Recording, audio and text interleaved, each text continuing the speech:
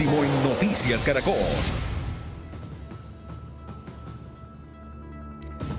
12:28, buenas tardes y mucha atención. Un delicado hecho acaba de ocurrir en la vía Panamericana. Fernando Rojas, ¿qué pasó? Stephanie, muy buenas tardes. Pues mire, hace aproximadamente unos 20 minutos se escuchó una fuerte explosión en lo que se conoce como el municipio del Patía, cerca al corregimiento del Patía. Así mismo se llama también este municipio. Ahí se escuchó una fuerte explosión. Poco después se verifica que hay un vehículo que está totalmente incinerado. Las autoridades pues aún no se han pronunciado al respecto. En esta situación hay una persona que había resultado herida, que fue trasladada en una ambulancia hasta la cabecera municipal del Patía, en el municipio del Bordo, y es la información que a esta hora se reporta. Repetimos, una fuerte explosión, un vehículo incinerado. Al parecer, la situación que se presenta en el corregimiento del Patía, en el municipio del Patía, en el sur del departamento del Cauca, con una persona que se encuentra herida. Gracias, Fernando. Es una noticia en desarrollo. Desde el Centro de Noticias de Caracol Televisión en Bogotá, esto es Noticias Caracol, edición del mediodía, con Ana Milena Gutiérrez y Catalina Gómez. Última hora en Noticias Caracol. 12 de la tarde, 33 minutos, mucha atención. La Fiscalía acaba de erradicar imputación de cargos contra los exministros Ricardo Bonilla y Luis Fernando Velasco. La medida a solicitar será privativa de la libertad en centro carcelario. Es la noticia de último momento, Catalina. Estaremos ampliando a lo largo de esta emisión. Esto por ser presuntos responsables de los delitos de concierto para delinquir agravado, interés indebido en la celebración de contratos y cohecho para dar u ofrecer en el marco de los hechos de corrupción presentados en la Unidad Nacional de Gestión del Riesgo. Sí, esto ampliaremos en instantes. Por ahora les contamos también que en minutos les tendremos nuevas reacciones al escándalo revelado por Noticias Caracol sobre la supuesta relación de las disidencias con un general y un alto funcionario de la Dirección de Inteligencia. Mientras la Defensoría del Pueblo pidió separar de sus cargos a los salpicados con ese escándalo, también hay expectativa por lo que pueda decidir el Procurador General, quien tiene la potestad de suspenderlos mientras se realizan esas investigaciones. Pero antes de desarrollar este tema, hablamos de un caso lamentable y aberrante que genera mucha alarma. Hoy se conocieron detalles sobre cómo funcionaba una red de falsas cirujanas plásticas que alcanzó a operar a cerca de 60 mujeres en Medellín. Lo que se conoció en las últimas horas es espeluznante. Tatiana Sanabria tiene los detalles de la investigación de la Fiscalía. Bienvenidos a Arte en tu Cuerpo. Este es el lugar perfecto para que vengas a ponerte hermosa, mamacita, apoteósica.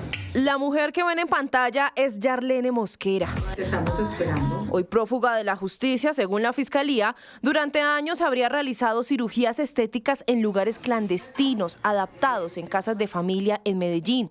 Lo que parecía ser consultorios seguros, equipados con elementos quirúrgicos, en realidad eran viviendas alquiladas sin ningún tipo de control sanitario. Esas intervenciones quirúrgicas fueron realizadas en espacios no habilitados, como las residencias que se indicó habían sido alquiladas sin licencia sanitaria y con instrumento quirúrgico contaminado o mal esterilizado. Pues conforme lo indican las víctimas, las 3 auxiliares de enfermería eran las encargadas de lavar esos instrumentos con agua y jabón en el lavamanos o en la ducha de los baños que estaban en esas residencias, y con esa sola limpieza procedían con la siguiente paciente. A la fecha, la Fiscalía ha documentado por lo menos 60 personas que habrían quedado con daños irreversibles en su cuerpo producto de estas cirugías. Para la Fiscalía se trató de una fábrica de cirugías low cost, pero con consecuencias devastadoras por cuenta de la mala praxis. Las víctimas adquirieron una poderosa bacteria que les ha generado estragos en el cuerpo y daños severos. A una de las audiencias a las que se presentó recientemente la señalada Yarlene Mosquera, en donde se le imputaron los delitos de estafa, concierto para delinquir y lesiones personales, curiosamente la mujer señalada se presentó llevando gorro quirúrgico y bata, como si acabara de salir de un procedimiento. Para la Fiscalía, esto sería una señal de que presuntamente continuaba ejerciendo estas prácticas. Mi nombre es Yarlene Mosquera Aguirre, la implicada en el proceso no voy a aceptar el abogado que me pusieron como oficio. Según el expediente, la falsa cirujana no actuaba sola. La fiscalía también señala que Elizabeth Rojas, su supuesta mano derecha, quien en plena audiencia se le vio altamente afectada cuando el juez ordenó las capturas inmediatas. Y a expedir unas nuevas órdenes de captura en contra de estas señoras con la finalidad de que cumplan la medida de aseguramiento que se les acaba de imponer. Lo más grave, según la fiscalía, fue este audio en poder del ente investigador. Quien habla es Yarleni, quien le reclama a una supuesta enfermera por el estado de embriaguez.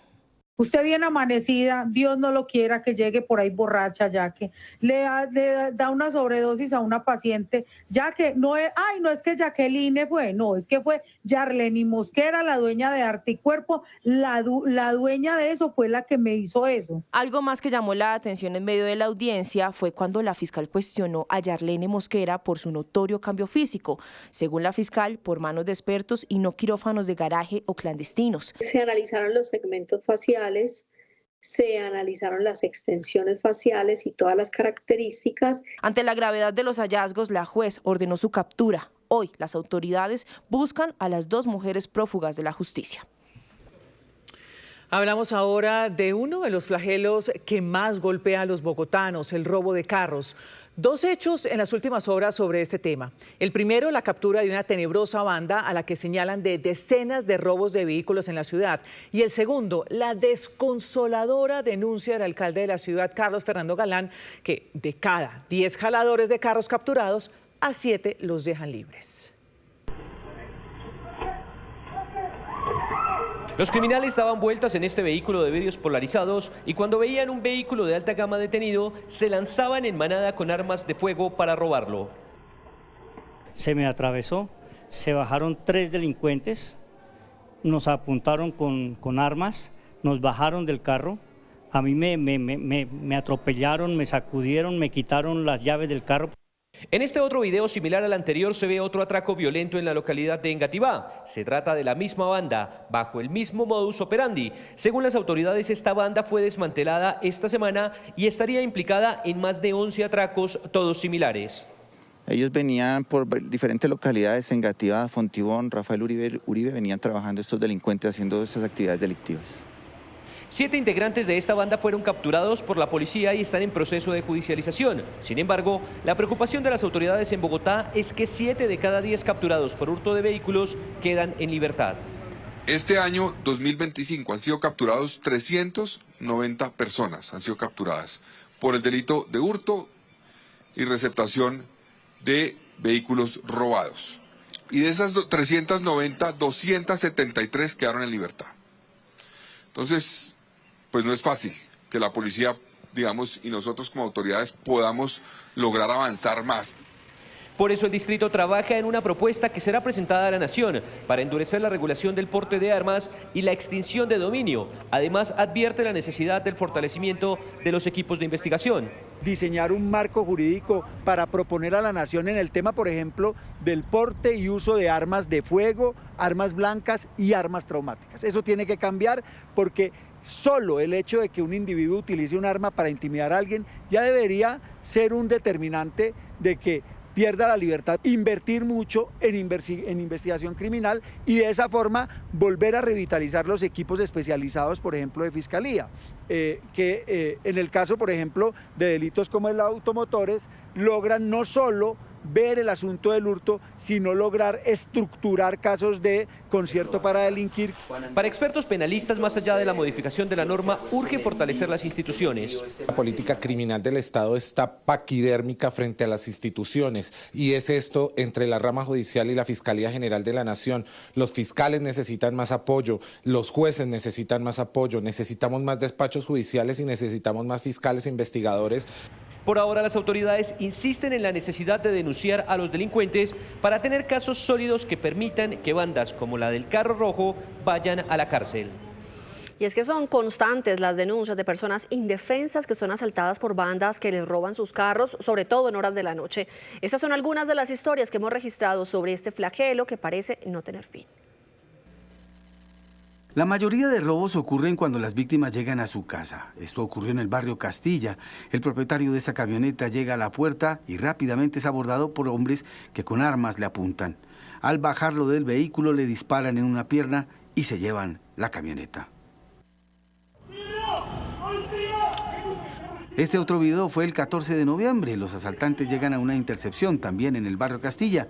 El conductor es sacado del carro y es amenazado con un arma y es llevado hasta una esquina.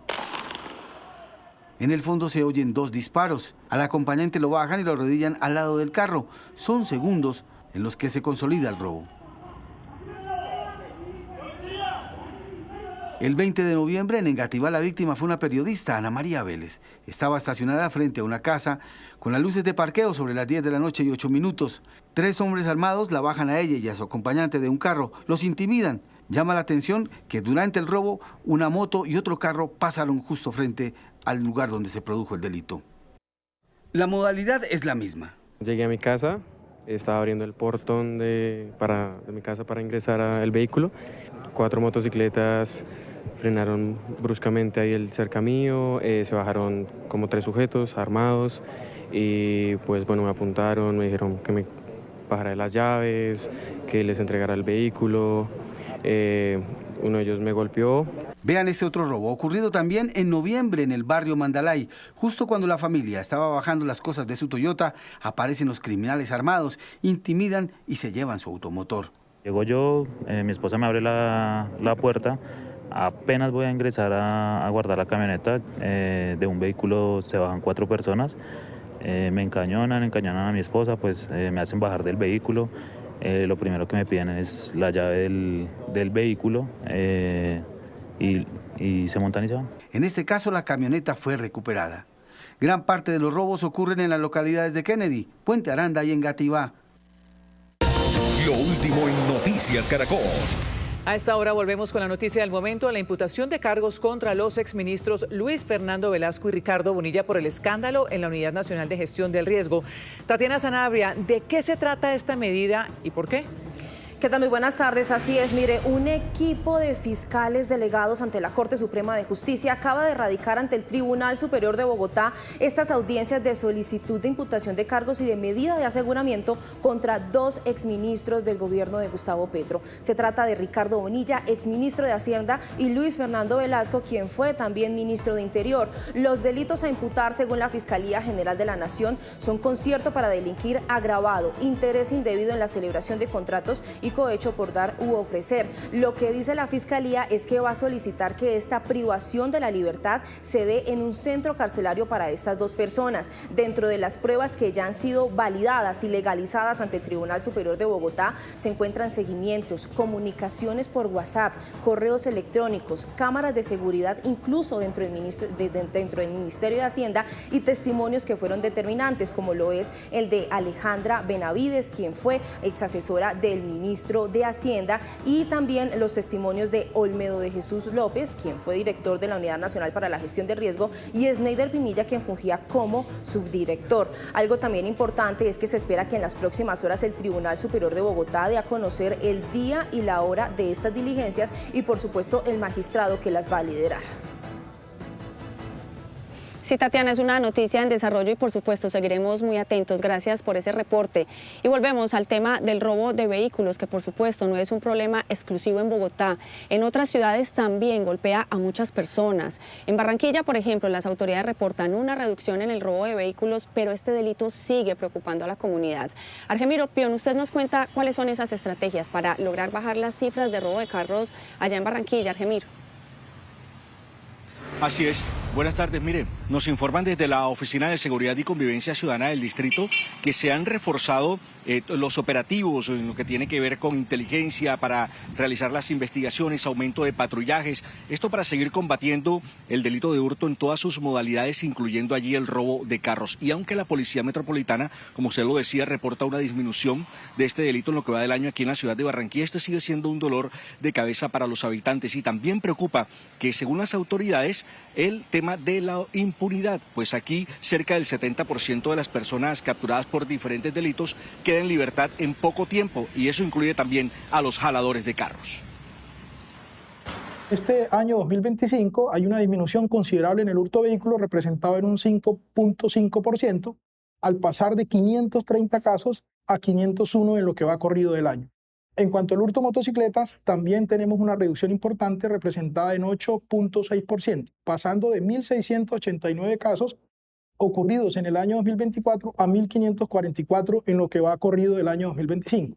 De igual manera, hemos logrado 52 capturas por el hurto de vehículos y 142 capturas por el hurto a motocicletas, ejecutando 4 operaciones.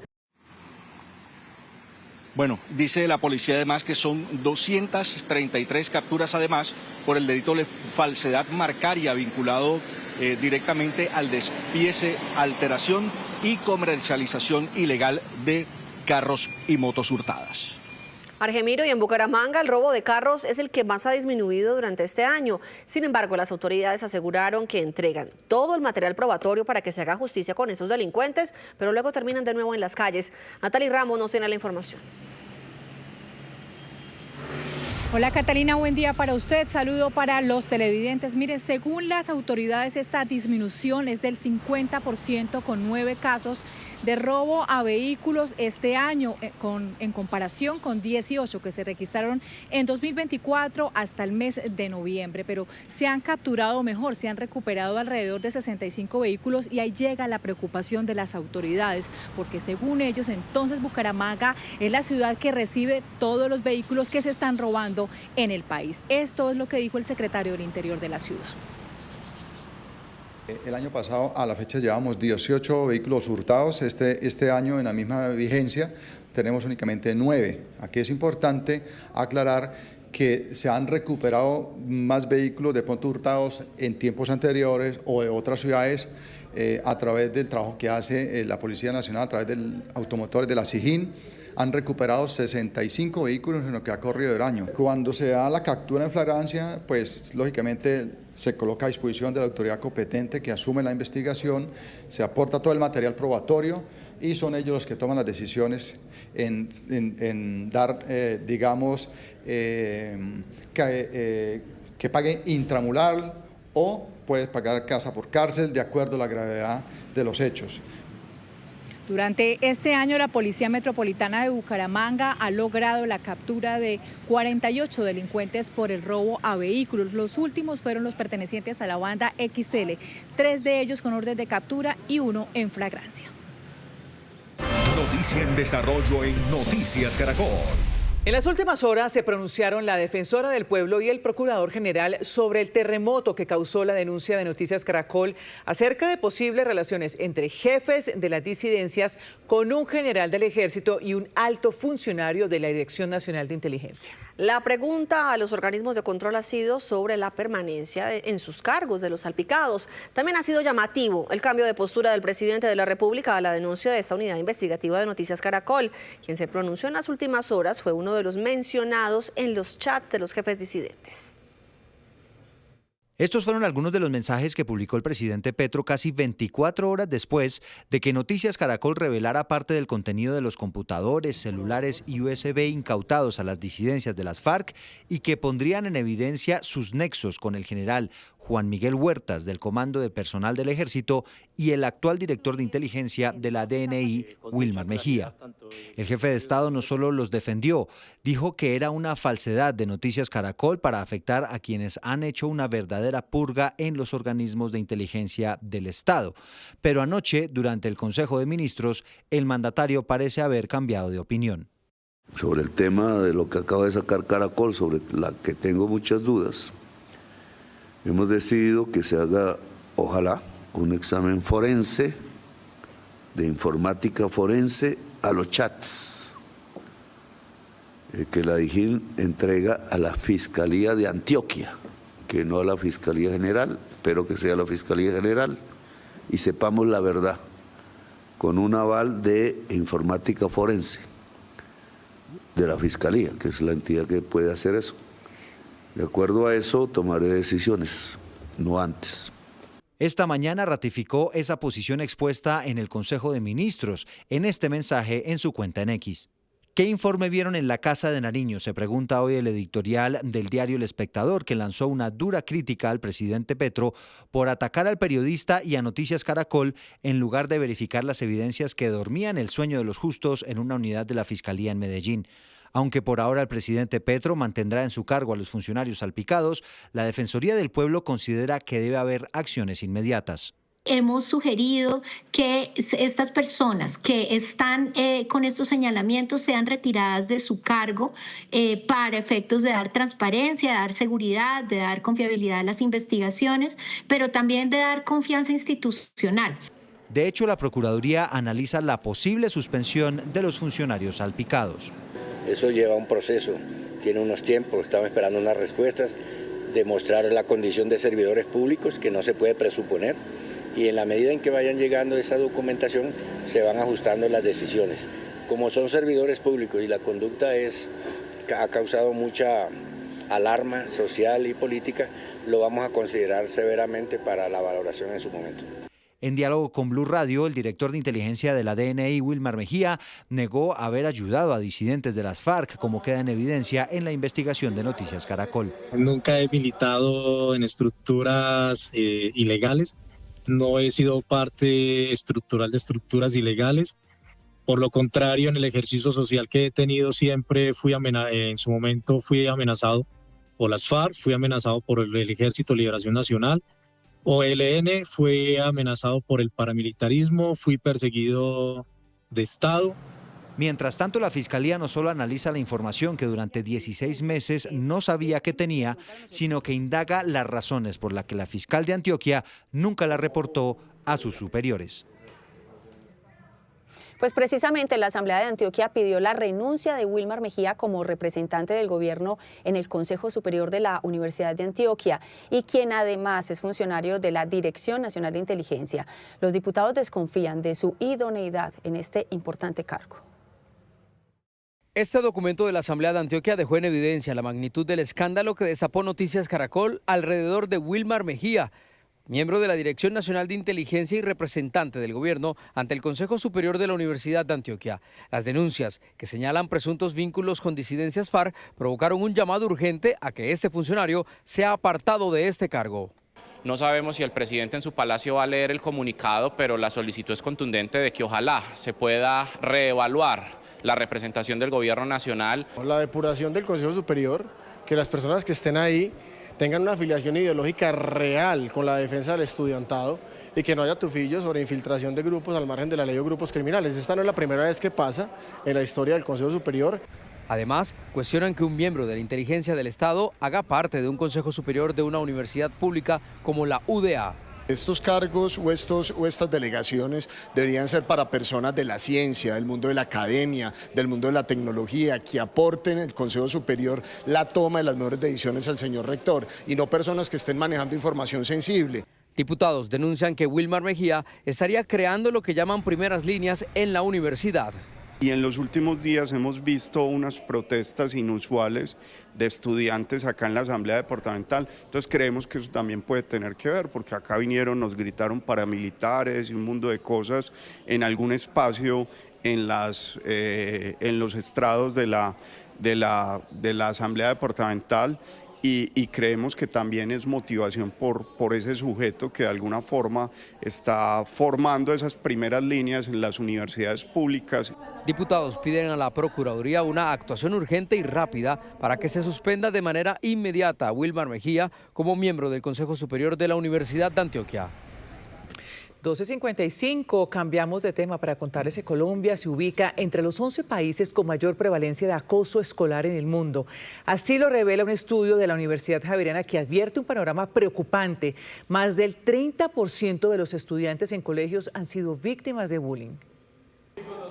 A sus 15 años, Simón, a quien le protegemos la identidad, tomó una de las decisiones más difíciles de su vida académica: dejar de asistir al colegio presencialmente por los permanentes ataques violentos que vivió por parte de compañeros de clase. Las agresiones normalmente no son solo verbales, sino también físicas. Te hacen sentir mal contigo mismo y te hacen decaer a un hueco en donde es muy difícil salir. Una situación que, según Simón, afectó su estabilidad. Cada una de las personas es un mundo diferente y tendríamos que aprender a conocerlos en vez de juzgarlos por lo que son o por lo que piensan. ¿Crees que se ha naturalizado? Sí, claro, toda la vida. Ya los profesores y directivos no hacen absolutamente nada para cambiarlo.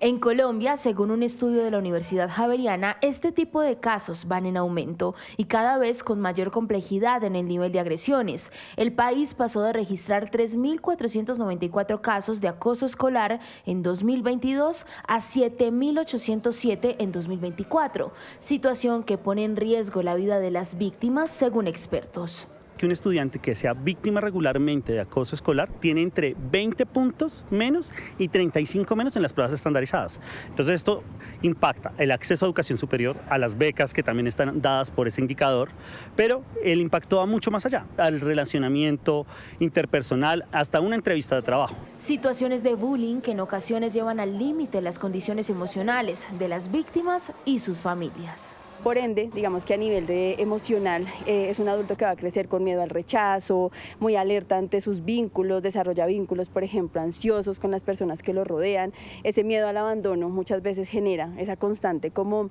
alerta para que no me abandonen, para que no me dejen, y esto obviamente muestra constante inseguridad en sus relaciones, en su aspecto laboral, en su aspecto social. A veces desarrollan ansiedad social por este miedo a ser expuestos o a tener burla, que se manifiesta justamente pues en todas las áreas de la vida adulta. Los expertos insisten en que se deben fortalecer los sistemas de alertas tempranas dentro de las instituciones educativas, implementar al menos 40 horas de formación y certificación docente y promover enfoques restaurativos desde los hogares. La empatía es algo que en la sociedad actual la hemos perdido un poco, sí es. La empatía no es sentir lo que el otro siente, la empatía es saber que mis acciones, mis palabras y mis conductas pueden afectar a nivel emocional al otro, ¿sí? Entonces creo que esto es algo que no hemos visto, y también es importante mencionar que muchas veces la persona que hace bullying también desde casa hay algo que está ocultando, ¿no? Muchas veces esta necesidad de agredir al compañero, esta necesidad de burlarse, ya sea por redes sociales, desde lo digital, presencial, pues es porque tal vez en casa hay un ambiente también hostil. Colombia se ubica entre los 11 países con mayor prevalencia de acoso escolar, según el informe de la Universidad Javeriana. El llamado es a las escuelas, docentes, padres y cuidadores a escuchar, atender a tiempo las señales, no minimizar y dialogar para enfrentar la práctica del acoso.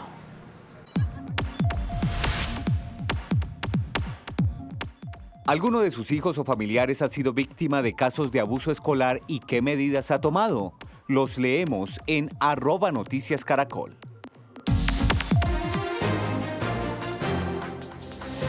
Estos son los sucesos que hacen noticia en el mundo a esta hora.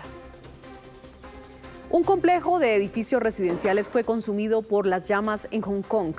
13 personas murieron, otras 15 resultaron heridas y varias siguen atrapadas mientras los bomberos luchan por extinguir el fuego. El ruido de las estructuras que están siendo carcomidas por el fuego en el distrito de Tai Po en Hong Kong. Un complejo de cerca de 2.000 apartamentos en llamas, prácticamente un infierno para sus habitantes. El fuego, propagado con rapidez por los andamios de bambú de al menos 3 bloques de apartamentos, salió por las ventanas. Y las columnas se desmoronaban. Hoy alrededor de las 2:51 recibimos un informe de un incendio en la casa de Wang Fuk y 5 minutos después llegamos al lugar.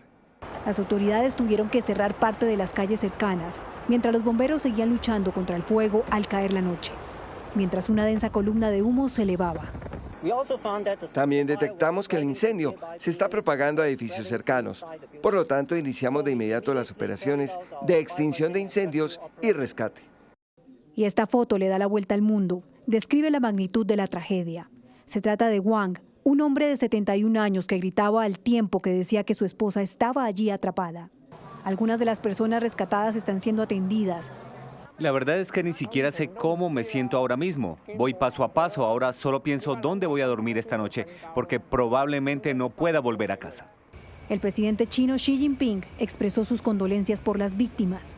Hasta ahora se sabe que el incendio fue originado en los andamios exteriores de un edificio en renovación. El presidente de Estados Unidos, Donald Trump, ya está en Florida descansando por el Puente de Acción de Gracias. Durante el vuelo hacia Mar-a-Lago volvió a referirse a una posible conversación telefónica con Nicolás Maduro. Habló de salvar vidas, pero persiste la incertidumbre sobre qué decisiones tomará.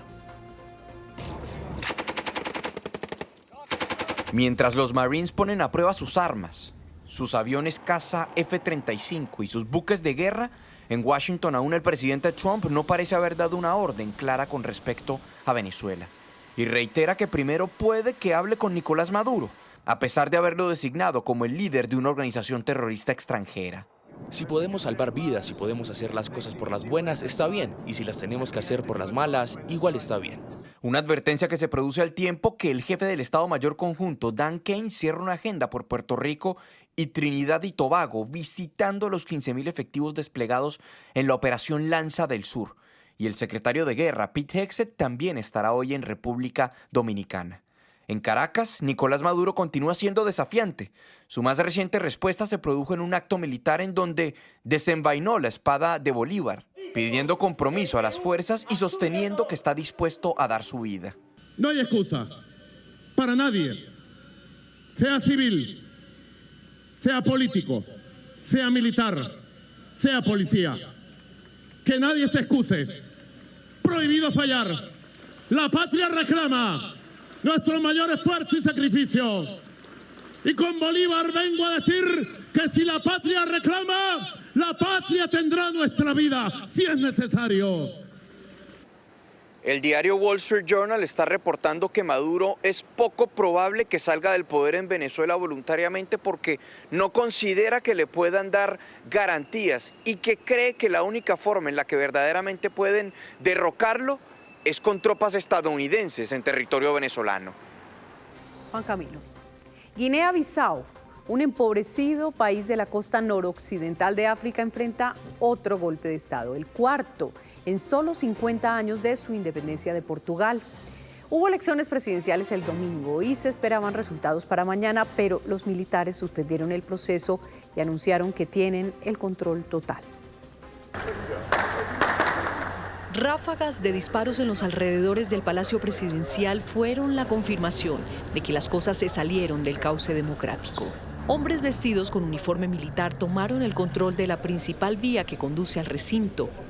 Los confundidos habitantes de Bissau, la capital, empezaron a buscar refugio. Huyeron hacia los barrios de la periferia. Y poco después, desde la sede del Estado Mayor, los militares anunciaron que habían asumido todos los poderes del Estado.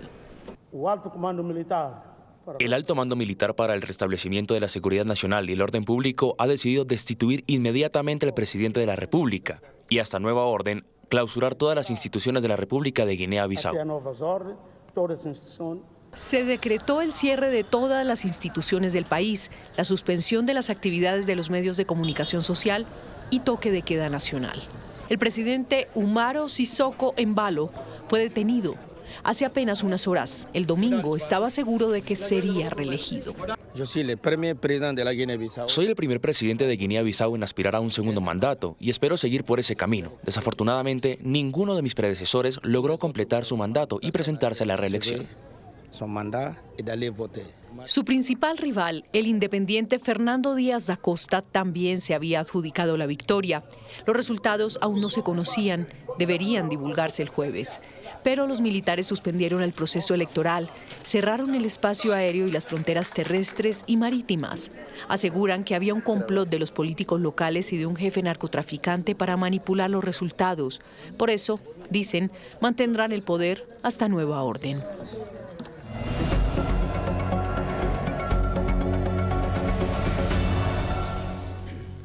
1:05 p.m. y al radar de la política llega un senador que podemos decirlo y confirmarlo en este espacio. Cuelga los guayos del legislativo para ser presidente de la República después de estar 24 años como concejal, también estuvo como edil, concejal, representante de la Cámara y senador de la República por el Partido Liberal, Mauricio Gómez Amín, en el radar de la política. Bienvenido. Gracias, Nicolás, por este espacio, gracias por la invitación y feliz de estar aquí. De las comisiones económicas del Congreso. Que hoy somos protagonistas a las 3 de la tarde porque te arranco con esa primicia. A ver, hoy cuéntame. hundimos la reforma tributaria del gobierno de Petro por segunda vez, blindándole el bolsillo a los colombianos. Ya tienen los votos. Yo creo que vamos a estar entre 10 y 12 votos. ¿Y por qué hundir la reforma tributaria del gobierno? Porque la gente se le reventó el bolsillo en nuestro país. O sea, más impuestos. y menos obras, menos ejecución. El gobierno con menos ejecución en los últimos 50 años. Se le quedaron el año pasado 70 billones en caja. Y en este año, a octubre del 2025, van 85 billones en caja que no ejecutan. Entonces, ¿para qué tocarle el bolsillo más a la gente? Sí. Pero en gasto público tienen 37 billones de pesos para OPS, para viajes, para embajadas y para consulados. Ahí está la razón de fondo. ¿Cómo va en el proceso de obtener el aval del Partido Liberal? ¿Ya convenció a César Gaviria? Bueno, estamos trabajando en el blindaje de la L. Por ahí está Roy Barreras reuniéndose con los parlamentarios de Cámara. Iván Cepeda mandando mensajes de que se va a quedar con la L. Y el mensaje mío es claro. Mientras Mauricio Gómez Amín esté en la contienda política, sea precandidato, ellos no van a tener opción de quedarse con la L, y nosotros no queremos sentarnos con la izquierda destructiva de Petro a hacer alianzas para el 26. ¿Y usted cómo está tratando de tender esos puentes? Porque hay dos orillas en el Partido Liberal y usted ya la está planteando. Están los del Senado, que son un poco más cercanos al expresidente César Gaviria, pero hay que decirlo, en la Cámara de Representantes distintos legisladores pues están comulgando más con las políticas del actual gobierno. Incluso, pues usted ya lo está mencionando, Roy y Iván Cepeda los están intentando convencer para que vayan a ese lado. Mire, yo creo que los parlamentarios se han dado cuenta de las cifras. Las cifras no mienten, las cifras están ahí.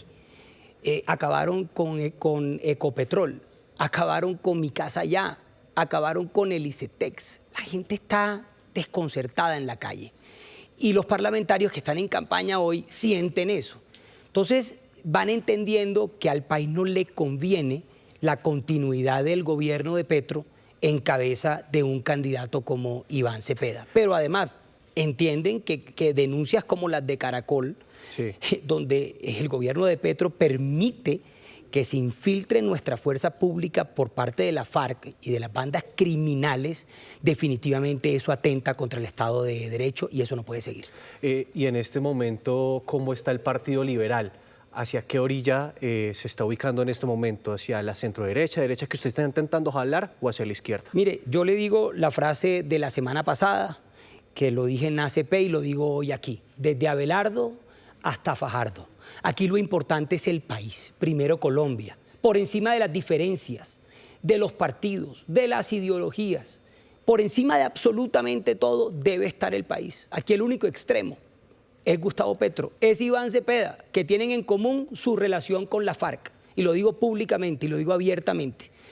El país no puede quedar en manos de la FARC en el 26. Bueno, pero ¿qué tan real es una alianza política desde Abelardo hasta Fajardo? Es que son orillas políticas totalmente distintas. ¿Usted sí cree que es posible sentar en una mesa a Abelardo de la Espriella y a Sergio Fajardo cuando son tan diferentes, tan distantes? Pero quieren lo mismo. Quieren blindar la Constitución del 91. Quieren proteger la libertad de prensa en Colombia. Quieren proteger la separación de poderes en nuestro país. Quieren proteger las cortes. Sí. Es lo mismo. Lo que pasa es que piensan distinto y tienen formas distintas, pero al final quieren poner a salvo al país el próximo año. Entonces, sentarse en la mesa no es tan complejo como ponerse de acuerdo. Si ellos van a una consulta o a una encuesta, ninguno de los dos convence a ninguno de los dos. Quien tiene que decidir es la gente. Claro. Que dice, me gusta este o me gusta el otro, pero tiene que haber unidad. La palabra clave estos próximos días, semanas, es unidad ante todo. Ojo, y unidad sin vetos. Claro. Porque es que hay candidatos por ahí que dicen, no, que unidad, pero entonces... ¿Y quién es ese candidato? Le voy a decir varios, Cárdenas, Luna, Galán. Entonces salen y dicen, unidad, unidad, pero veto a tal y veto a tal. Eso no sirve. Usted tiene que ceder y tiene que entender que aquí pensamos distinto, muchos, pero por encima de eso es poner a salvo a Colombia el próximo año. Una última pregunta, senador, tiene que ver con esa reunión que se iba a dar esta semana entre distintos candidatos. Está usted, Marta Lucía Ramírez, entiendo que estaba invitado Juan Carlos Pinzón. ¿Qué fue lo que pasó esa noche? ¿Quiénes llegaron y quién no asistió? Bueno, llegamos todos y Pinzón no pudo llegar, pero rescato de Pinzón, que quiere entrar en el tema de Abelardo hasta Fajardo, lo dijo en ACP públicamente. Aquí cabemos todos, los que no hayamos conectado con el gobierno de Petro hayamos sido cómplices de este gobierno. Aquí hay un requisito número uno: quien haya sido ministro, quien haya sido embajador, quien haya estado en este gobierno que le ha hecho tanto daño al país, no cabe en esta coalición. De resto caben todos. Bueno, doctor, lo dejamos porque entiendo que va corriendo al Congreso, que hoy se define la ley de financiamiento. Muchas gracias por presentar sus ideas y también por estar pues aquí en Noticias Caracol. Bueno, gracias, y me despido diciéndole al país que aquí hay un joven político articulador de la unidad en nuestro país. Sí es posible, sí se puede, unidad sin vetos, unidad ante todo y primero Colombia. Catalina, con más noticias. Gracias, Nicolás. 1:12 p.m. En otros temas, tras la decisión del Tribunal Superior de Antioquia de condenar a 28 años de prisión a Santiago Uribe, la defensa anunció que apelará la condena ante la Corte Suprema de Justicia. Consultamos reacciones al fallo de segunda instancia. No hay claridad. En la decisión de segunda instancia, los magistrados concluyeron que Santiago Uribe Vélez tiene responsabilidad en los delitos de concierto para delinquir agravado relacionado con la conformación del grupo paramilitar Los 12 Apóstoles y de homicidio agravado por la muerte del conductor de bus Camilo Barrientos, una sentencia que la defensa calificó como injusta. Es una decisión profundamente equivocada, que desconoció la prueba que se vio en este largo proceso. El testigo, entre comillas, estrella, que es el mayor Juan Carlos Meneses, en el juicio probamos más de 33 graves mentiras de él. Este fallo, además de la condena impuesta al hermano del expresidente Álvaro Uribe, también ordena investigar al ganadero por un sinnúmero de homicidios que habría cometido la organización delictiva Los 12 Apóstoles. Ahora la defensa anunció que interpondrá un recurso de casación. Increíblemente el tribunal pretende hacernos creer que no importa que el análisis concreto de cada prueba, de cada testimonio, los 4 que hubo en este caso relevantes, esté desmentido, porque lo que importa es el análisis conjunto. Pero se olvida que el análisis conjunto tiene que partir de que cada testimonio esté corroborado, que esté debidamente sustentado. En contraste, la decisión del Tribunal Superior fue bien recibida por la periodista y escritora Olga Bear, autora del libro El clan de los 12 apóstoles. Considera que su trabajo contribuyó a la decisión. Cuando mi libro salió en el año 2011, la investigación o el proceso que había sido archivado provisionalmente por la Fiscalía se reabrió. Esa es la importancia que tiene precisamente el trabajo que hacemos los periodistas investigadores en Colombia. Los 12 apóstoles habrían nacido en los años 90 como resultado de la combinación entre diferentes sectores. Son más de 500 personas asesinadas, son centenares de víctimas que deja esta aparición, esta alianza paraestatal donde policías, miembros del ejército, ganaderos, empresarios, comerciantes se unen y como miembros de la iglesia en la idea de limpiar, entre comillas, a Yarumal. La Sala de Casación de la Corte Suprema de Justicia tendría la última palabra en este caso. 1:14 p.m. Para esta tarde fue citado el debate de la reforma tributaria en las comisiones económicas, un proyecto que está en medio del pulso político entre el gobierno y los sectores que buscan hundirlo. Juan David Ríos, ¿cuál es el ambiente en este momento frente a ese proyecto? Ana Milena, una feliz tarde. Mire, el ambiente es que muy posiblemente desde las 3 de la tarde la reforma tributaria propuesta por el gobierno del presidente Gustavo Petro se hunda. O eso es lo que busca la oposición, es lo que busca la mayoría de las comisiones. Recordemos que este debate deben estar las comisiones conjuntas, terceras y cuartas, tanto de Cámara y en Senado. En el Senado, los votos está para que esta ley de financiamiento que busca recaudar 16 billones de pesos no pase. Hablamos con congresistas tanto de la comisión tercera como en la comisión cuarta y esto fue lo que nos dijeron. Y yo quiero decir enfáticamente, la comisión tercera de Senado está defendiendo a los colombianos y con estos puntos y otros más que tenemos en cuenta vamos a hundir esta tarde o esta noche la reforma tributaria que quiere el gobierno nacional solamente para incrementar el gasto. 550.000 órdenes de prestación de servicio, gastos disparados en 37 billones, que no nos vengan con el cuento después de que hubo que reducir la inversión, no, es el gasto, y es el gasto que ordena nuestra ponencia el que se debe reducir. De los 37 billones recorten 16 y les quedan 21, pero no más OPS de gente que no trabaja y que solo les están pidiendo votos. No hay ambiente para una nueva reforma tributaria. El ambiente en el Congreso no está para clavarle nuevos impuestos a la gente, que afecta a la clase media, que castiga al que ahorra. Listo, la cerveza o el licor no es un producto de primera necesidad, pero si se le suben más impuestos, los va a pagar el usuario, el ciudadano, el consumidor. En cambio, el gobierno sigue derrochando, gastando como si no hubiera mañana. Y es que les cuento que la ponencia positiva, la que busca el gobierno nacional que se apruebe, no tuvo las firmas suficientes para poder tener unas mayorías. Hablamos con el ministro del Interior, Armando Benedetti, quien reconoce que en este momento tiene puntos negativos, que está buscando los votos para poder buscar un empate ya en estas comisiones económicas y que la reforma tributaria por lo menos viva. Esto fue lo que nos dijo. Los puntos no están a favor, pero no quiere decir que esté completamente perdido. De hecho, vengo con puntos negativos y creo que podemos llegar a un empate como estamos hoy y se puede definir en los próximos minutos o horas a favor o no, pero eso dependerá de lo político, como lo llama usted. O sea, ¿usted cree que se podría hundir hoy en las comisiones? No, yo lo que le he dicho a usted es que hace una semana estaba hundida. Hemos mejorado y podemos estar en el empate. Todo depende de lo que pase en las próximas horas.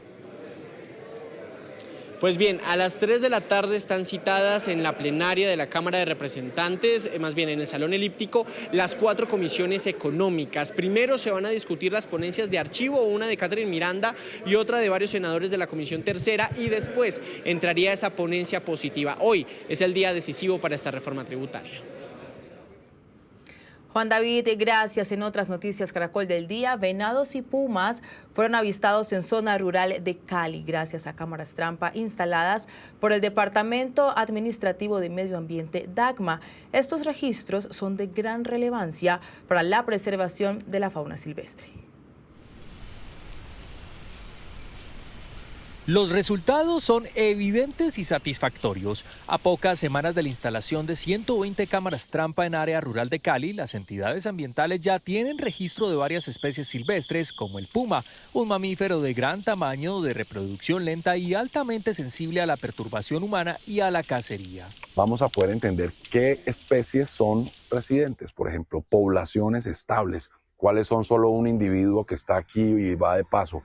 Y esa constitución, lo que constituye ese grupo de biodiversidad, lo que llamamos biodiversidad, nos va a ayudar a entender qué tenemos muy cerca a Cali y qué hay que hacer para manejarlo y conservarlo. Otras especies registradas son tigrillos, zorros, tropas de pecaríes, también conocidos como saínos, de hasta 11 individuos, venados, que son la comida de los pumas, varios tipos de roedores y aves, y hasta una especie de felino conocido como jaguarundí. La aparición de dichos ejemplares indica que estos ecosistemas de la ruralidad caleña se encuentran en buen estado de conservación. Las imágenes de las cámaras trampa las estamos subiendo o gestionando a través de una plataforma que se llama Wildlife Insight en el marco de la red OTS, una red de monitoreo de escala nacional en donde en un mes nos estamos sumando todos para monitorear la biodiversidad usando las cámaras trampa. Con la instalación de estas 120 cámaras trampa que se activan con el calor o movimiento de los animales, Cali se convierte en la primera capital urbana de Colombia en sumarse a la red nacional OTUS y sigue demostrando que es la capital de la biodiversidad. En el oriente del Cauca se mantiene en alerta amarilla por la actividad en la cadena volcánica de los Coconucos. El reporte más reciente confirma que el volcán Puracé emitió cenizas en las últimas horas. En el municipio de Puracé, las autoridades mantienen vigilancia permanente y la comunidad permanece en calma mientras se monitorea todo el sistema volcánico. 11 volcanes conforman la cadena volcánica de los Coconucos. De ellos, el Curiquinga y Puracé son los de mayor actividad. Precisamente el volcán Puracé es el que más actividad ha tenido durante las últimas horas, con aumento en el número de tremores, salida de gases y emanación de ceniza, lo que obliga a las autoridades a estar alerta. Se ha reportado la emisión de cenizas hace aproximadamente unos 3 días. Sin embargo, informamos y solicitamos a la comunidad que este tipo de información se haga con responsabilidad. Las cenizas emanadas desde las 5 de la tarde del martes 24 de noviembre cayeron sobre algunas veredas del municipio de Puracé. Hasta el momento no se reportan emergencias. La última emisión que tuvo el volcán el día de ayer, más o menos de 1,5 kilómetros de altura, afectó la parte suroccidente de la parte del volcán y obviamente las personas que habitan por esos lugares van a estar afectadas por la emisión de cenizas en pastos y también pues en sus animales y sus productos que tienen sembrados. En el corregimiento de Paletará, en la parte alta del municipio de Puracé, en zona de páramo, se alcanza a divisar lo que es la cadena volcánica de los Coconucos.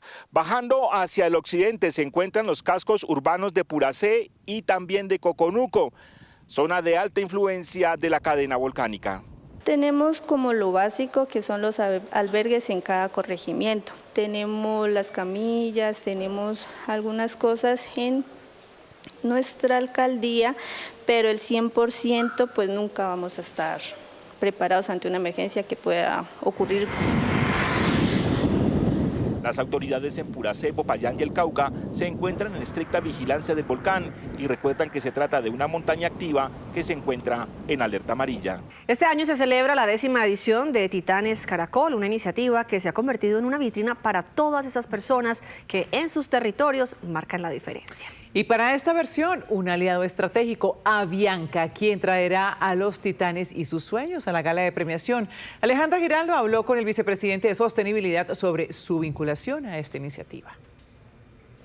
Felipe Gómez, vicepresidente de Asuntos Corporativos y Sostenibilidad de Avianca, muchísimas gracias por aceptar este diálogo con Noticias Caracol y Titanes Caracol.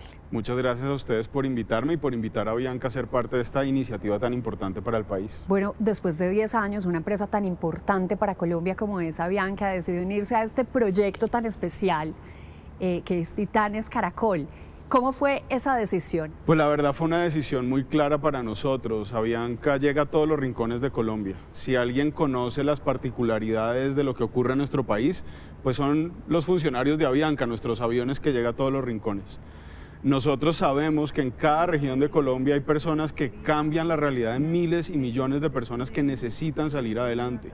Y sabemos el enorme esfuerzo que tienen que hacer estas personas para poder concretar esos beneficios. Entonces, cuando vimos la iniciativa de Titanes Caracol, nos parecía completamente lógico que una aerolínea como Avianca, que es colombiana, que nació en este país, pues sirva de plataforma, sirva de transporte para poder traer a estos titanes a Bogotá y que sean reconocidos y premiados por todo el país. ¿Cuáles son esos pilares que sostienen esta iniciativa bellísima de Titanes Caracol y que encontraron ustedes que son los mismos pilares o valores que tiene Avianca? Todos los temas que trata Titanes son importantes para Colombia. Colombia es un país lleno de necesidades y esos temas son todos relevantes. Pero hay dos en particular que para Avianca son definitivamente muy claros y muy alineados con lo que nosotros estamos tratando de hacer. El primero es el tema de salud. Avianca trabaja con una serie de organizaciones y fundaciones que necesitan el transporte aéreo para poder transportar a sus médicos, a sus cirujanos, directamente a las comunidades más vulnerables que no tienen acceso a servicios médicos regulares. Entonces nosotros los llevamos en nuestros aviones gracias al banco de millas para que puedan atender a estas comunidades. Y el segundo tema es el de sostenibilidad. El tema ambiental para nosotros es un tema central y no solamente desde el discurso, sino desde la acción. La aerolínea, por ejemplo, tiene un programa con un finalista de Titanes del año pasado, que es la señora Minta en Providencia, que es una fundación que trabaja en Providencia retirando residuos plásticos de la isla. Ella nos entrega esos plásticos a nosotros y los aviones de Avianca semanalmente retira ese plástico, lo trae a Bogotá, en donde esos residuos son aprovechados. Entonces el tema de salud y el tema ambiental para nosotros son completamente lógicos y son temas importantes también para Avianca. Acaba de mencionar el Banco de Millas, uno de los proyectos magníficos a través de los cuales Avianca también construye país. Ustedes tienen otros proyectos de impacto social, de desarrollo social. Menciónenos algunos y cuál ha sido el impacto en las comunidades. Claro que sí. Te cuento la lógica bajo la cual nosotros ejecutamos nuestra estrategia. Entendemos que si queremos generar un impacto social significativo, no lo podemos hacer solos. Necesitamos alianzas, necesitamos aliados que realmente sepan hacer cosas que le cambien la vida a las personas. Entonces, el Banco de Millas es una demostración de esto. El Banco de Millas se nutre de donaciones de millas de Avianca de Life Miles y de los socios Life Miles. Esas tres fuerzas donamos millas para poder comprar tiquetes que transporten a los médicos, arquitectos, cirujanos, biólogos de nuestros aliados sociales y ambientales, que hoy en día son más de 25. Entonces lo que hacemos es, con esas millas, ellos viajan a las regiones en donde se necesitan servicios de salud, donde se necesitan cirugías, por ejemplo, para niños y para adultos, para temas también, por ejemplo, de agua potable, saneamiento básico y de higiene, y sobre todo también para proyectos ambientales en donde los científicos necesitan ir directamente al ecosistema a desarrollar sus investigaciones y sus proyectos. Te doy un par de datos sobre el impacto de esta estrategia de impacto social que está apoyada en el Banco de Millas. El año pasado logramos beneficiar a más de 28.500 personas gracias a esta estrategia. Y este año, en lo que va corrido este año hasta octubre de 2025, ya llegamos a los 38.000 beneficiados. Y nuestra meta es terminar 2025, o sea, en estos últimos meses, sobrepasar los 40.000 beneficiados. Esto solamente lo logramos gracias a nuestros aliados. Y en esa triada que participa para nutrir el Banco de Millas, Life Miles, Avianca y los usuarios, ¿qué tan protagonistas son los usuarios, los ciudadanos que tanto están haciendo parte de alimentar esta estrategia de desarrollo? Es impresionante, son digamos varios los usuarios que permanentemente están donando el Banco de Millas. Recientemente, por ejemplo, Avianca tuvo la carrera que hacemos acá en Bogotá, que se llama el Run Tour, que es una carrera enfocada en el impacto social y ambiental de la organización, y logramos que los corredores, que fueron más o menos unos 8.000, donaran más de 225.000 millas al Banco de Millas. Y la promesa de Avianca en ese momento fue que cada milla que donara un corredor, Avianca la igualaba. Entonces logramos en solo esa carrera sobrepasar la meta de los 500.000 millas donadas. Sin los usuarios de Life Miles que donan millas, no logramos nada de esto, así como que sin los aliados sociales y ambientales tampoco lograríamos nada de lo que estamos consiguiendo. Las personas que no son usuarios frecuentes, viajeros frecuentes, que no acumulan millas, ¿pueden ayudar de alguna manera, pueden unirse de alguna manera a proyectos de impacto social a través de Avianca? Hoy en día Avianca tiene una plataforma en donde cada viajero puede compensar el impacto ambiental del vuelo que está haciendo. Entonces es una plataforma, la encuentran en avianca.com, en donde uno le dice a la herramienta cuál es el vuelo que va a hacer, ella le dice cuáles son las emisiones que va a generar ese vuelo para transportarlo y le va a dar la oportunidad de comprar un bono de carbono para poder compensar el impacto ambiental que ese vuelo va a generar para que la persona pueda volar. Lo cierto es que hay muchas maneras bajo las cuales los usuarios pueden vincularse a iniciativas sociales y ambientales que los hagan de una manera, no solamente ser más responsables, corresponsables, pero también pensar de qué forma pueden generar un impacto positivo en un país que tanto lo necesita como Colombia. ¿Y qué pasa con esos recursos que se recaudan a través de esas personas conscientes que compran ese bono? Generalmente en estos proyectos que generan bonos de carbono hay comunidades en nuestro país que cuidan esos ecosistemas y ese dinero que es el costo de estos bonos de carbono son los que sirven para financiar esos proyectos, pero también para la manutención de esas comunidades que, digamos, reciben esos recursos gracias a que cuidan el ecosistema. Entonces es un incentivo para que lo preserven, lo puedan cuidar y que todos estemos seguros de que la riqueza natural que tiene el país pues va a estar cuidada y va a perdurar. Muchísimos proyectos titánicos que ustedes también desde la empresa privada, desde Avianca en particular, están adelantando en pro del país. Felipe, para finalizar, un mensaje a todos esos titanes que para esta versión número 10 de Titanes Caracol van a volar a través de Avianca a esa ceremonia tan especial donde van a ser reconocidos por la labor que hacen en los territorios. Claro que sí. Lo primero, nuestro agradecimiento, nuestro reconocimiento y celebramos cada día de esfuerzo que hacen para que este país esté mejor. Sabemos que es difícil, sabemos que es un reto, pero el mensaje es que lo que están haciendo de verdad cambia vidas. ¿Qué esperamos? Como ya ocurre, que más titanes puedan ser aliados de Avianca eventualmente en el futuro con sus proyectos, si trabajan en temas de salud, si trabajan en temas ambientales. Esta aerolínea que conoce cada rincón del país, que está llegando a cada esquina de Colombia, definitivamente quiere ser un aliado, una plataforma que les ayude a generar un impacto cada vez más fuerte. No están solos, están generando un cambio y cada hora de trabajo que hacen por este país y por nuestras comunidades es muy agradecido. Entonces, gracias y todo nuestro reconocimiento. Y todo nuestro reconocimiento y agradecimiento desde Noticias Caracol a Bianca por ser padrino en esta versión número 10 de Titanes Caracol. Hacer el bien marca la diferencia. Muchísimas gracias por marcar la diferencia, Felipe. Gracias a ustedes y es un honor participar. Muchas gracias. Gracias. La situación del sistema de salud en el Valle del Cauca es muy complicada. Las autoridades ya reportan muertes de pacientes por falta de atención. Valentina Gallego nos amplía esta noticia. Adelanta, Valentina. Estefanía, televidentes, buenas tardes. La situación en todo el departamento del Valle del Cauca cada día empeora. La deuda de las EPS no disminuye, por el contrario aumenta y ya está aproximadamente en 4 billones de pesos. Los afectados finalmente son los pacientes que están falleciendo, no solo porque no están recibiendo atención médica, sino que no están recibiendo los medicamentos. Un ejemplo, una niña en el Cauca hace aproximadamente unos 10 días recibió la donación de un riñón de su hermana. Lo va a perder nuevamente porque no ha recibido las medicinas que le permitan desarrollarse nuevamente y estar con bienestar. Pues en el siguiente informe yo le cuento todos los detalles y por lo que están pasando todos los usuarios de la nueva EPS, que son más de 300.000.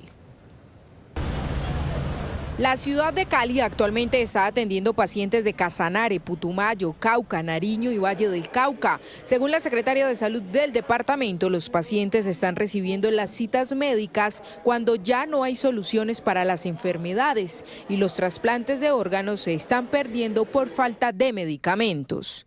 Los pacientes de cáncer no tienen quien los atienda. Los pacientes de huérfanas se están muriendo. Hay 1.501 pacientes de huérfanas en Colombia fallecidos entre enero y agosto por falta de medicación. La deuda del Valle del Cauca asciende a 4 billones de pesos. El cierre de servicios en clínicas y hospitales tienen sin atención médica a más de 300.000 personas. Medicamentos que no los tienen y servicios suspendidos. Esto hace un retraso en los procedimientos y tratamientos que tienen ellos y se ven en este momento desprotegidos. Pedimos que se garanticen los recursos que se tienen que girar a las IPS. Pedimos también los pagos al personal de los hospitales. Las consecuencias de esta situación las viven los pacientes. María Alejandra Cardona tiene a su papá hospitalizado y desde hace 9 meses estaba esperando un medicamento que nunca llegó. Vinimos pues de urgencias, empezó colorado, lo dejaron avanzar, duramos 8 días esperando un procedimiento, que le pusieran el medicamento y la verdad pues fue muy demorado y llegamos al punto en que tocó amputar. Desde la Secretaría de Salud de Cali se enviaron solicitudes formales a la nueva EPS para que presente el plan de contingencia y que se garantice en medio de la crisis el derecho fundamental a la salud. Hacemos un llamado urgente al nuevo agente interventor de la nueva EPS, al Gobierno Nacional, a la Superintendencia Nacional de Salud, para que normalicen cuanto antes la situación de pagos a la red hospitalaria. El defensor del paciente de Cali afirmó que recibe alrededor de 100 quejas diarias de pacientes crónicos por falta de atención médica. Y precisamente la Asociación de Laboratorios Farmacéuticos de Investigación y Desarrollo presentó la Ruta de la Salud para el futuro del país. Se trata de un paquete de propuestas que debería considerar el próximo gobierno para superar la crisis que viven millones de colombianos. María Juliana Reyes, usted tiene más detalles, adelante. Tatiana, televidentes, muy buenas tardes. Pues para llegar a esas propuestas, AFRIDO, esta asociación, junto a PROESA, que es el Centro de Estudios en Protección Social y Economía de la Salud, estuvieron realizando una investigación, recopilando datos y tuvieron en cuenta 3 temas en específico. Por un lado, el tema de la UPC, manifestando que como se calcula o como se está calculando hoy en día es una forma deficiente. Esto porque utilizaron tan solo 4 EPS para, digamos, rastrear esta información y esto es tan solo el 25% de la población. Además, según los estudios técnicos, pues se sugirió que se aumentara esa unidad en un 15 o un 17% y el gobierno tan solo aprobó el 5.36%. Y de otro lado, otro de los temas que también preocupa a estas asociaciones, pues es el tema del INVIMA. Manifiestan que necesita una transformación, pues esto también ha retrasado todo el tema del sector farmacéutico y la solución soluciones también para los pacientes y la crisis en salud. Ignacio Villegas es el presidente de AFRIDO y manifestó cuáles son esas propuestas para que en los primeros 100 días el próximo gobierno pueda, digamos, salvar el tema de la salud en Colombia. Queremos construir una mesa técnica que el gobierno rápidamente convoque en ese primer mes de gobierno a esa conversación para sanear el sistema de salud. Segundo, queremos seguir acompañando la transformación del INVIMA. El INVIMA es motor de desarrollo, es motor de la salud. Por ahí, hoy tenemos cerca de 12.000 trámites todavía en cola. Hoy entendemos que ha tenido unos temas de financiamiento de estructura complejos y los queremos acompañar. Y el tercero y definitivo, el derecho de los colombianos y de los pacientes a acceder a la mejor innovación. Hoy en Colombia nos está tomando cerca de 5 años el acceso a un nuevo medicamento. Era entonces Ignacio Gaitán Villegas con las propuestas. Manifestaron también desde el sector farmacéutico que la deuda que tienen actualmente el sector de la salud con el sector farmacéutico asciende ya a los 5.2 billones de pesos, esto durante el tercer trimestre del año, siendo el 40% de cartera vencida. María Juliana, gracias. 2:29. El expresidente y Premio Nobel de Paz, Juan Manuel Santos, se reunió con firmantes del Acuerdo de Paz y las víctimas del conflicto al conmemorar los 9 años del Acuerdo de La Habana con las FARC. Luis Eduardo Maldonado, ¿qué dijo el exmandatario? Pues ha hecho una radiografía de lo que era Colombia antes de la firma del Acuerdo de Paz en el 2016 y lo que es hoy Colombia 9 años después de la firma del acuerdo con la guerrilla de las FARC. Estuvieron presentes representantes internacionales, pero todos han coincidido en que hace falta presencia del Estado en aquellas zonas que eran manejadas por las FARC y que hoy son ocupadas por otros grupos armados ilegales. Están preocupados por la seguridad. El expresidente Juan Manuel Santos ha salido a responder a los críticos que han señalado que la culpa de la inseguridad en Colombia es el proceso de paz. Hay una afirmación que se ha repetido de manera irresponsable y es que el acuerdo de paz es culpable de la situación de seguridad que hoy vive Colombia. Eso es absolutamente falso. Es todo lo contrario.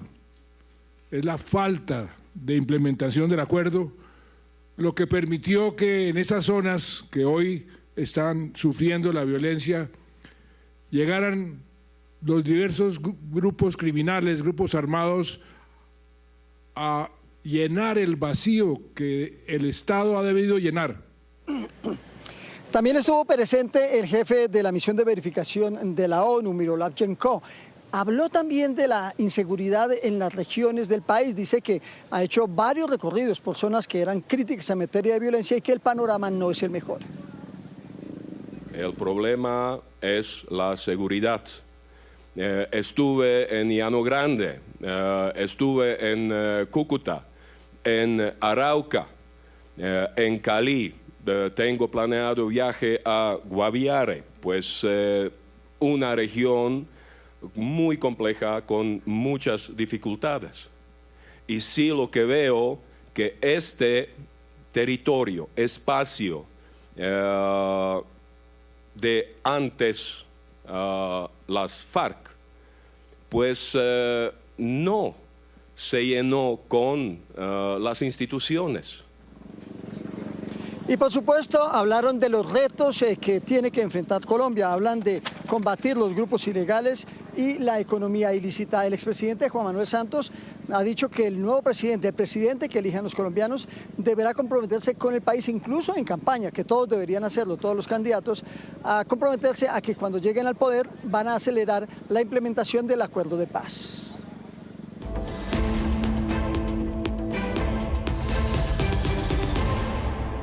El Mundo Hoy nos trae condena al expresidente peruano Martín Vizcarra por corrupción.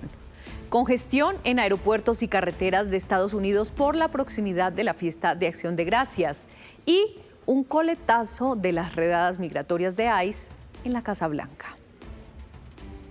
Volvemos con más del incendio en un complejo de apartamentos en Hong Kong. El balance de víctimas mortales aumentó a 36 y a 279 personas desaparecidas.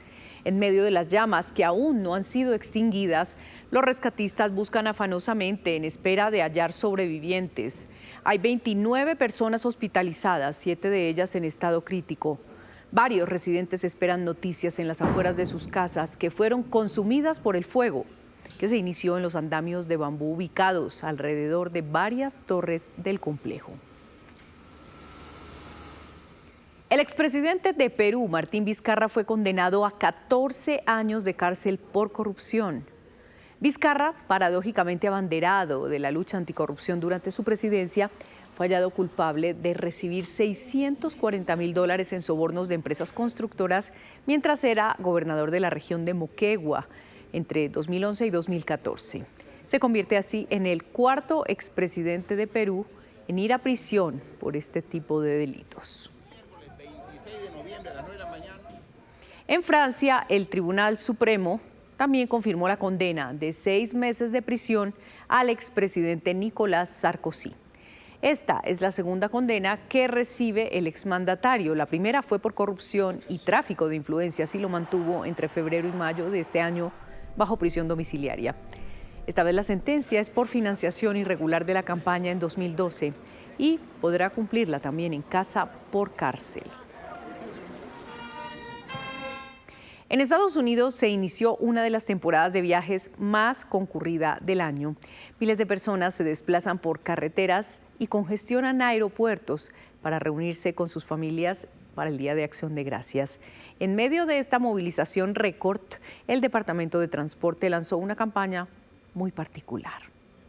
Esta será la Semana de Acción de Gracias con la mayor cantidad de personas viajando por aire y por tierra en los últimos 15 años. Y se espera que este miércoles sea el día con mayor congestión en aeropuertos. El volumen de viajeros, según las proyecciones, será mucho más alto que de costumbre en estas fechas. Es la época del año que más se viaja para que las familias se encuentren, puedan cenar juntas. Los cálculos muestran que unos 82 millones de viajeros disfrutarán este feriado fuera de sus hogares. Hay unos 52.000 vuelos programados. He llegado ahora 3 horas y media antes de mi vuelo. Entonces yo creo que llegar temprano es una ventaja para no estar estresado. Un par de meses libres, voy a aprovechar a visitar a mi hermana y después regresar y pasar tiempo con mi familia. Con los aeropuertos más congestionados de lo habitual, justo para esta época el Departamento de Transporte lanzó una campaña que busca elevar el civismo aéreo. Flying was a bastion of civility. La iniciativa llamada La Era Dorada de los Viajes Inicia Contigo recuerda la época en la que los viajeros volaban elegantes y pide evitar pijamas, pantuflas y ropa excesivamente informal a la hora de viajar. También promueve un comportamiento más cortés durante esta temporada, luego de varios años de aumento en incidentes de pasajeros violentos. Sí, eso por ejemplo, no se ve bien, como no se ve que a la gente le importa. La campaña por ahora no impone sanciones. Una iniciativa que bien podría replicarse por las carreteras del país, pues la gran mayoría viajará por tierra. Se estima que unas 73 millones de personas tomen las carreteras durante este feriado. Judy, gracias. Las agresivas redadas del Servicio de Control de Migración y Aduanas de Estados Unidos tocaron la Casa Blanca. Una mujer que tiene vínculos familiares cercanos con Karoline Leavitt, la secretaria de prensa, fue detenida y está bajo custodia. Ella es Bruna Caroline Ferreira. Su hijo Michael Leavitt Jr. es sobrino de la portavoz de Donald Trump. Bruna fue detenida a inicios de este mes cerca a Boston. Iba a recoger a su hijo de 11 años que vive bajo custodia del padre, hermano de Leavitt, en New Hampshire. Ahora se encuentra en el centro de procesamiento del Servicio de Migración y Control de Aduanas en el sur de Luisiana, a más de 2.400 kilómetros del lugar donde fue arrestada. Un portavoz del Departamento Nacional de Seguridad afirmó que Ferreira era un inmigrante ilegal y delincuente de Brasil que ya había tenido una detención previa por agresión y que además tenía su visa de turismo vencida desde 1999. Sin embargo, Graciela Dos Santos, su hermana, y Todd Permelú, su abogado, aseguran que Bruna llegó al país siendo una niña en 1998 y que es beneficiaria del programa DACA o Acción Diferida para los Llegados en la Infancia a Estados Unidos, que les otorga protección temporal temporal contra la deportación. Según ellos, Bruna no pudo renovar su estatus durante la primera administración de Donald Trump, cuando intentó cerrar el programa, y se encuentra en un proceso legal para obtener la ciudadanía. Por su parte, la secretaria de prensa de la Casa Blanca declaró para New Hampshire News que su sobrino ha mantenido una buena relación con su madre, pero desde que fue detenida no ha tenido contacto con ella. Levitt dijo que se trata de una situación difícil y espera lo mejor para el niño. A esta hora, la noticia en Córdoba son los combates presentados entre miembros del Ejército Nacional y el grupo armado Clan del Golfo en el corregimiento Tierra Adentro, en zona rural del municipio de Montelíbano, esto en el sur de Córdoba, y que dejaron como resultado 2 presuntos miembros de una subestructura del Clan del Golfo muertos en este desarrollo de las operaciones del ejército. Uno de las personas fallecidas correspondería a alias Cóndor, que sería el cabecilla de esta subestructura en la zona. Durante el operativo también se incautaron armas, municiones y otros elementos. A esta hora es noticia en Nariño la compleja situación de orden público que se está viviendo en diferentes zonas del departamento. En zona rural del Peñol se vienen registrando fuertes enfrentamientos que se escucharon en diferentes zonas y en diferentes veredas. De hecho, en el sector de Las Cochas se desplazaron ya varias familias hasta el casco urbano del municipio. Mientras tanto, en la vía panamericana, en el sector de Remolino, también fueron arrojados algunos explosivos desde drones hacia la estación de policía de este sector. Es compleja la situación. A esta hora en Noticia en Santa Marta, la búsqueda que realizan las autoridades de policía de un sujeto que se ha convertido en el terror de los habitantes de los barrios de la zona occidental de la capital del Magdalena, pero no solamente a ellos, sino también a los integrantes de la zona universitaria con sus respectivos atracos. Como pueden ustedes observar a partir de este video grabado por una cámara de seguridad, el sujeto aborda a sus víctimas por la parte de atrás y posteriormente termina arrancándole las pertenencias, en este caso un bolso con dinero en efectivo y teléfonos celulares. La policía dice tener un retrato hablado del presunto delincuente. A esta hora permanece bloqueada la troncal de Occidente a la altura del municipio de Arjona en Bolívar. Desde ayer un grupo de campesinos mantiene cerrada esta vía considerada una de las más importantes porque conecta a Cartagena con el interior del país. Los manifestantes están exigiendo que las autoridades nacionales cumplan con algunos compromisos acordados como la titulación de tierras y apoyos a las actividades productivas. La principal recomendación es tomar vías alternas. 2 de la tarde, 49 minutos. Debido a temas técnicos, 300 barrios de Cartagena se empezaron a quedar sin agua para que la empresa Aquacar pueda adelantar trabajos de mantenimiento y mejorar el servicio a futuro.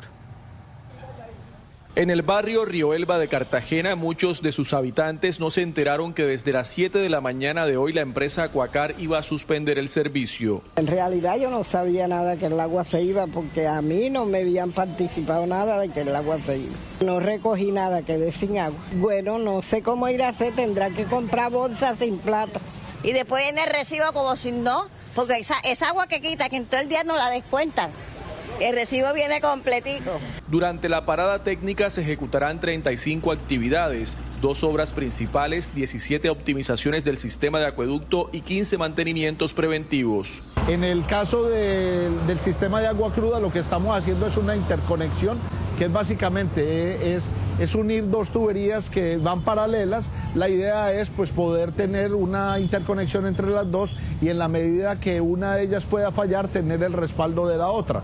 Esto es lo que nos permite tener un sistema más robusto, una mejor infraestructura y una mejor respuesta en el evento de un daño, generando un menor impacto en la población. El segundo grupo de barrios quedará sin agua desde la medianoche hasta las 7 de la noche del jueves 27 de noviembre. Las clínicas, colegios y hospitales fueron abastecidos con carrotanques.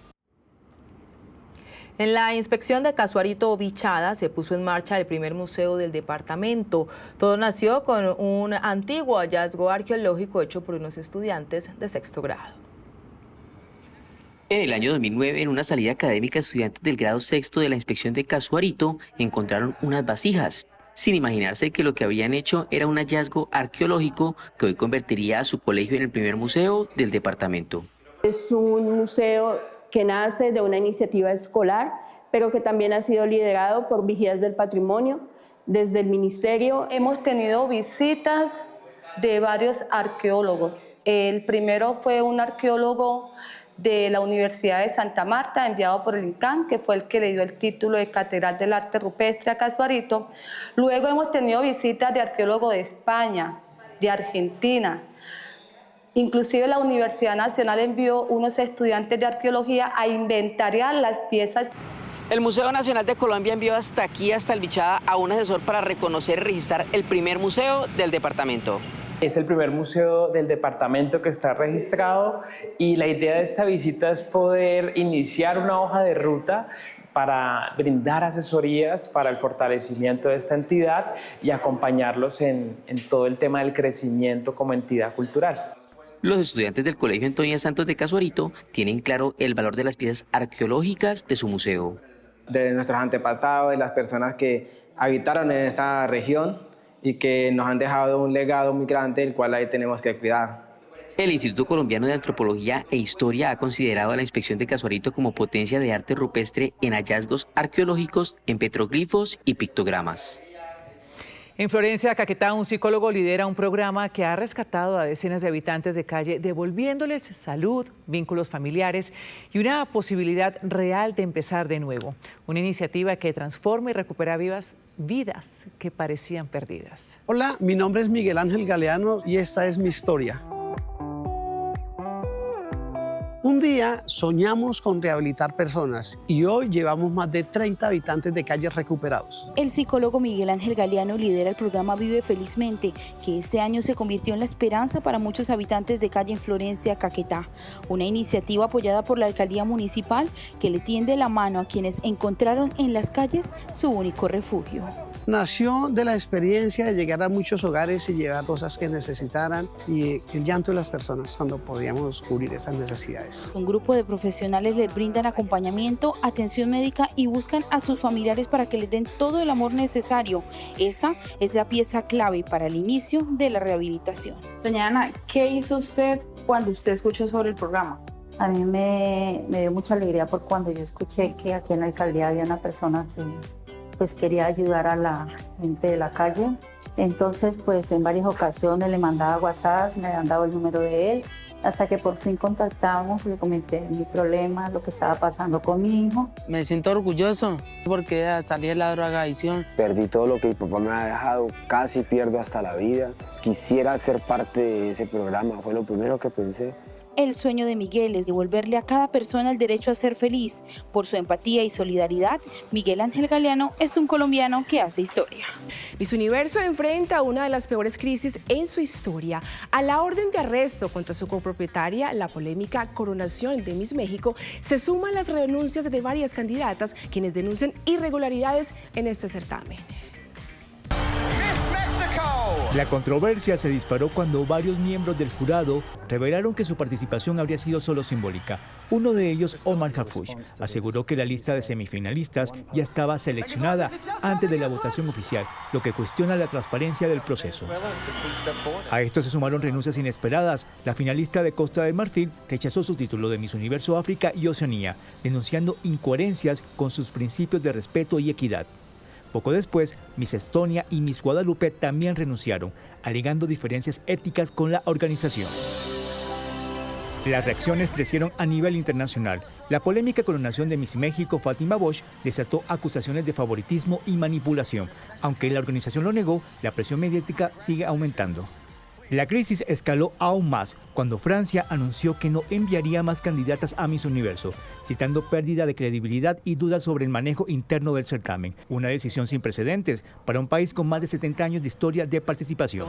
Pero el golpe más contundente llegó desde Tailandia. Un tribunal emitió una orden de arresto contra la copropietaria del concurso por no presentarse a una audiencia relacionada con un presunto fraude cercano al $1.000.000.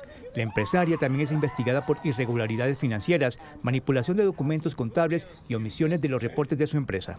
En medio de la tormenta, el empresario mexicano Raúl Rocha, copropietario del concurso, declaró estar cansado de las polémicas y confirmó que evalúa vender su participación del 50%, pues se le vincula con el padre del actual Miss Universo en una supuesta negociación con la petrolera Pemex. Renuncias, acusaciones de fraude, decisiones políticas y una orden internacional de arresto, el 2025 podría marcar un antes y un después para Miss Universo, un certamen que hoy enfrenta el mayor desafío para reconstruir su prestigio y recuperar la confianza del público. Último en Noticias Caracol. Mucha atención, hace pocos minutos se produjo un tiroteo en cercanías de la Casa Blanca. Vamos a Washington con Juan Camilo Merlano. ¿Qué pasó? Catalina, 2 miembros de la Guardia Nacional que recordemos han sido desplegados aquí en la ciudad de Washington recibieron impactos de bala durante un tiroteo. Hace tan solo unos minutos estamos nosotros en la calle 18 Coney, el tiroteo se habría presentado en la calle 17 Coney, eso es muy cerca a la Casa Blanca, tan solo unas 2 cuadras en los alrededores de un parque que se llama el Parque Farragut. ¿Qué es lo que han dicho las autoridades hasta ahora? El sospechoso ya se encuentra bajo custodia. 2 miembros de la Guardia Nacional resultaron afectados. No han dicho cuál es la magnitud de sus afectaciones y tampoco han dado actualizaciones sobre los posibles motivos de este sospechoso. La Casa Blanca se encuentra bajo un cierre preventivo. Esto es lo que han informado las autoridades. No se permite que entre ni salga nadie. Hay que recordar que el presidente Donald Trump no se encuentra aquí en Washington, está en Florida pasando el Puente de Acción de Gracias. Y lo otro que han dicho las autoridades también es que han desplegado a distintos un dispositivo de seguridad amplio. Miembros de la Policía Metropolitana de Washington, pero también miembros del Servicio Secreto, han acordonado toda el área en los alrededores de la Casa Blanca y darán más detalles del tiroteo en los próximos minutos, también dando detalles del sospechoso. El Departamento de Seguridad Nacional, la secretaria de Seguridad Nacional, Kristi Noem, es la que ha informado de estos 2 uniformados afectados, víctimas del tiroteo, y la Casa Blanca, la portavoz, ha dicho que el presidente Donald Trump ya fue informado en detalle y que se encuentran monitoreando de cerca la situación. Gracias, Juan Camilo. Ya veremos qué dicen las investigaciones. Gracias. Y un espaldarazo le dio la Conferencia Episcopal Colombiana a la iniciativa a paz electoral de la Procuraduría General de la Nación. El cardenal primado de Colombia, Monseñor Luis José Rueda Aparicio, hizo un llamado al país para participar y defender las elecciones del próximo año. Paz electoral. Las elecciones de 2026 se realizarán en las fechas establecidas por la Constitución y la ley. La Procuraduría General de la Nación vigilará y acompañará el desarrollo de los comicios. Desde Cúcuta, el cardenal Luis José Rueda Aparicio resumió la idea de paz electoral.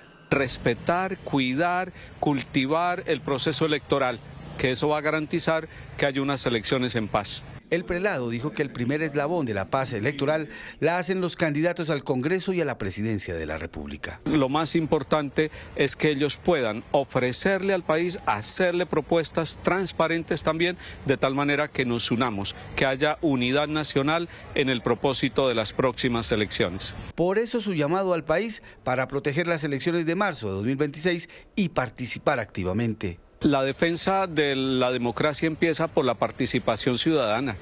Esa es una forma de defender las elecciones. La indiferencia le hace daño a la democracia.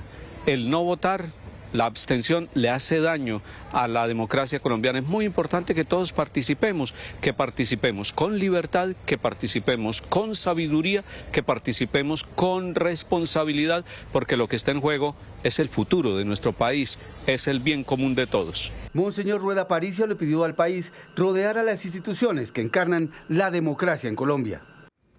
Durante el Congreso de la Cámara Colombiana de Infraestructura, su saliente presidente hizo duras críticas al gobierno nacional. Luisa Fernández, ¿qué dijo?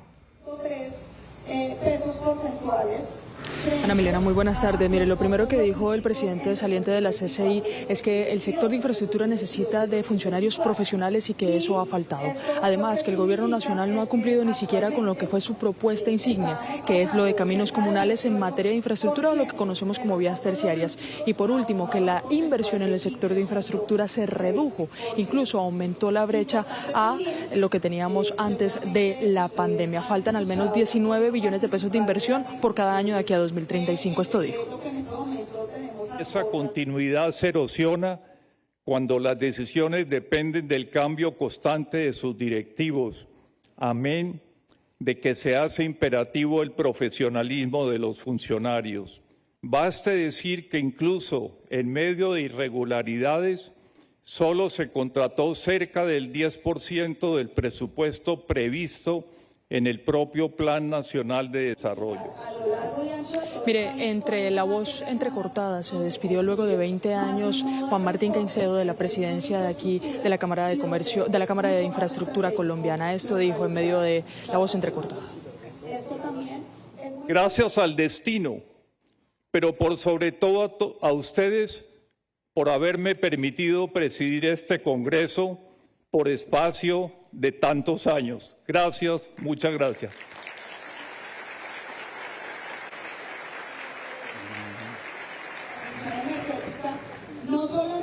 La ministra de Transporte, que está al lado del presidente de la CCI, le respondió y le aseguró que el gobierno sí ha avanzado en materia de infraestructura, pero eso es algo que tendremos en detalle en nuestras próximas emisiones.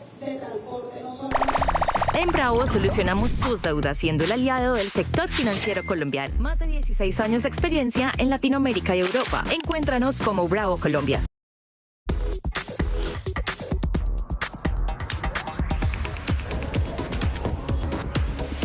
Muy buenas tardes, hoy comenzamos lo más trinado con un momento electrizante que tiene a las redes sociales en un dilema, si creer o no creer en este instante en el que nuestro protagonista fue sorprendido por una tormenta seca.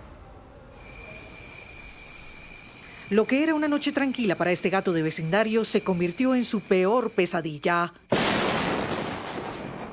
Una tormenta seca lo sorprendió y con ella rayos y truenos dignos de una película de terror.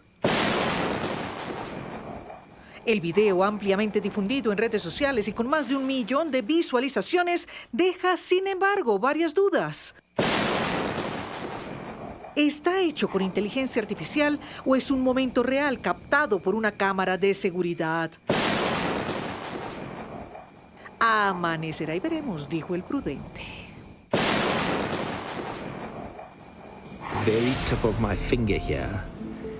El fotógrafo de vida silvestre Ivan Carter nos presenta en sociedad a la tercera especie de camaleón más pequeña del planeta. Tan diminuta que cabe en una uña, con sus 15 milímetros de largo. Y tan deslumbrante como lo que esconde en su pequeña figura. Esta en particular es una madre camaleón, está embarazada y próxima a dar a luz. ¡Qué increíble es la naturaleza y sus habitantes! Del bosque al hogar de un perro elefante, o mejor, del orejón más dulce del planeta. Bueno, al menos eso cree su familia humana. Su nombre es Casey y sus orejas hacen volar de amor a sus seguidores en Instagram. Con cada aparición, este cachorro de raza corgi sabe cómo tomar altura y, lo mejor, hacer de sus enormes orejas su gran atributo.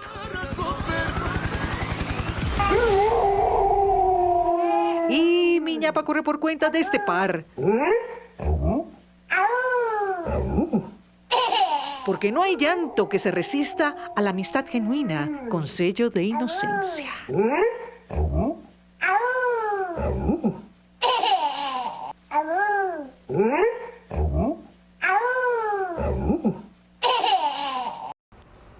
Mis queridas Cata y Ana Miller, regálenme una. Mientras ustedes, queridos televidentes y usuarios en las redes sociales, disfrutan de las mejores historias en esta su casa, Noticias Caracol. ¡Feliz tarde! Pongo al niño. Ahora la buscamos.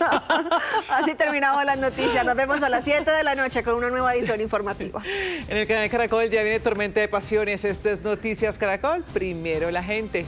Chao, feliz tarde.